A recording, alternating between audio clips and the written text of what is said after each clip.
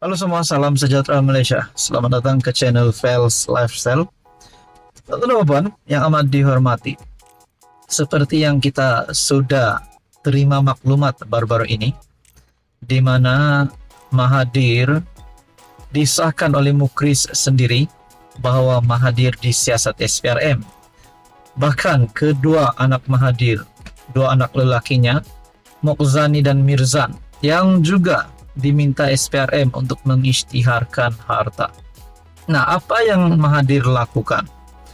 Akhirnya dalam satu berita yang berkongsi pengakuan Dr. Mahathir yang bertanya, adakah Anwar dan keluarga juga diarah jelaskan semua harta?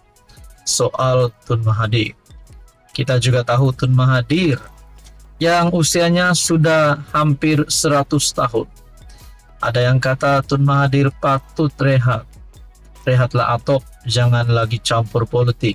Namun kita dapat lihat sehingga hari ini, bahkan selepas keluar daripada AJN rawatan baru-baru ini, sekali lagi Mahathir dengan pengakuannya, adakah Anwar dan keluarga juga diarah jelaskan semua harta. Dr. Mahathir Mohamad mempertikaikan SPRM berhubung dakwaan siasatan terhadap kekayaannya. Bekas PM itu turut mempersoalkan sama ada SPRM juga mengarahkan seterunya Perdana Menteri Anwar Ibrahim dan keluarga untuk menjelaskan harta seperti yang dilakukan terhadap anak-anaknya. SPRM kini sedang dalam proses menuntut pengisytiharan aset daripada dua anak Mahathir, Mokzani dan Mirzan. Bagaimanapun, kedua-duanya mendakwa Mahathir adalah sasaran sebenar siasatan rasuah itu. Satu dakwaan yang tidak disahkan atau dinafikan oleh SPRM. Kita boleh kata di sini Mahathir menyerang Anwar dan keluarganya dengan bertanya, adakah Anwar dan keluarga juga diarah jelaskan semua harta? Namun pengakuan anak Mahathir pula berkata sasaran sebenar siasatan rasuah itu adalah Mahathir. Bermakna Mahathir juga di sini sedang diserang.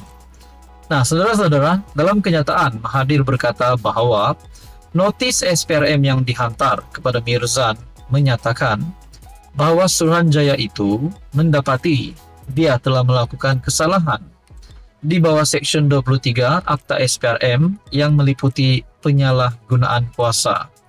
Setakat saya tahu, saya tidak pernah disiasat. Tetapi notis SPRM menyatakan saya mengaku kesalahan. Katanya, Mahathir berkata bahwa dia telah memulakan saman fitnah terhadap Anwar tahun lepas kerana dakwaan dia mempunyai harta berbilion ringgit. Hingga sekarang Anwar tidak dapat tunjuk bukti saya memiliki berbilion ringgit. Ini bermakna hingga sekarang saya belum didapati bersalah. Jika SPRM ada bukti, tunjuklah, katanya. Nah, saudara-saudara, itu adalah pengakuan Mahathir yang pasti menggemparkan Anwar. Saman fitnah Mahathir terhadap Anwar kerana Anwar mendakwa Mahathir memiliki berbilion ringgit. Nah, pada akhirnya Mahathir mengaku, sehingga sekarang saya belum didapati bersalah. Jika ada bukti SPRM, bukti, tunjuklah menurut Tun Mahathir. Nah, saudara-saudara, sekiranya ada bukti bahwa Mahathir memang mempunyai berbilion ringgit dan bersalah, adakah Mahathir akan ditangkap? Yang kita tahu, akhirnya Mahathir pula bertanya, adakah Anwar dan keluarga juga diarah jelaskan semua harta? Sebelum ini kita mengetahui bahwa Anwar dan istrinya Wan Azizah dan anak sulung mereka, Nurul Izzah, telah mengisytiharkan harta sebelum PRU ke-15. Sebagai sebahagian daripada usaha PKR untuk membuktikan ketulusannya. Anwar mengisytiharkan pada masa itu aset bersih sebanyak 11,18 juta, Wan Azizah 1,36 juta, manakala Nurul Izzah 808.000. Pengisytiharan aset awam terakhir Mahathir pada 2019 meletakkan asetnya pada masa itu berjumlah 32,2 juta. Apa komen Anda? Sekian saja, teruskan bersama di dalam channel ini. Halo semua, salam sejahtera Malaysia. Selamat datang ke channel Fels Lifestyle. Tuan-tuan dan Bapak yang amat dihormati, terdapat satu lagi kenyataan daripada bekas pemimpin besar UMNO ataupun bekas Ketua Pemuda UMNO, Khairi Jamaluddin.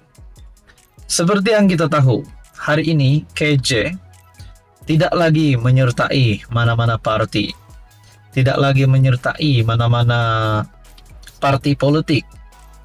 Nah, pada akhirnya banyak yang bertanya, mana satu parti politik yang bakal KJ sertai?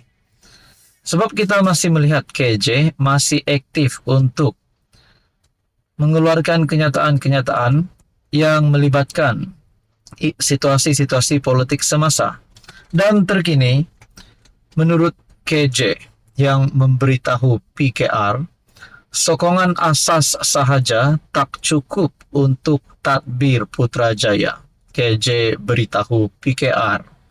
Adakah di sini KJ sudah mulai berpikir ataupun membuka hatinya untuk meminati parti PKR ataupun untuk menyukai parti PKR? Nah, ini menjadi persoalannya. Jika PKR dan PH gagal menarik sokongan Melayu, gabungan itu akan berterusan bergantung kepada parti teras Melayu seperti UMNO dan PAS untuk bentuk kerajaan. PKR dan PH tidak boleh terus bergantung kepada penyokong terasnya untuk mentadbir Putrajaya. Khairi Jamaluddin berkata, sebaliknya, parti itu perlu berusaha menarik pengundi berhaluan kanan majoriti Melayu yang kini dikuasai pembangkang. Katanya, jika PKR dan PH gagal menarik sokongan Melayu, gabungan itu akan terus bergantung kepada parti teras Melayu seperti UMNO dan PAS untuk membentuk kerajaan. PKR tak boleh menang pilihan raya, tak cukup penyokong teras sahaja. Sejak 1999, kebanyakan sokongan kepada mereka daripada bukan Islam dan sebahagian kecil pengundi Melayu, walaupun ada lonjakan sokongan Melayu 2008, mereka tak boleh menang pilihan raya. Sebab sokongan pengundi asas PKR PH sudah tepu. Mereka kena pergi juga kepada golongan sayap kanan ini, tarik penyokong pembangkang.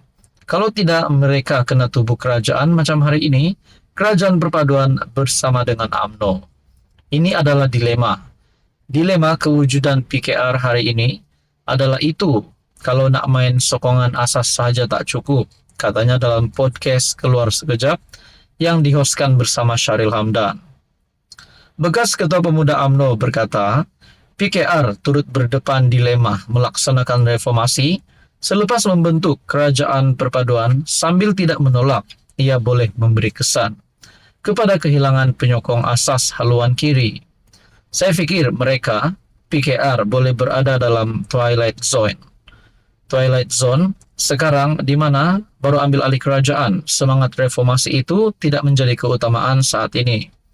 Menggunakan hujah kerajaan kompromi dan sebagainya, mereka boleh main hujah itu untuk satu penggal.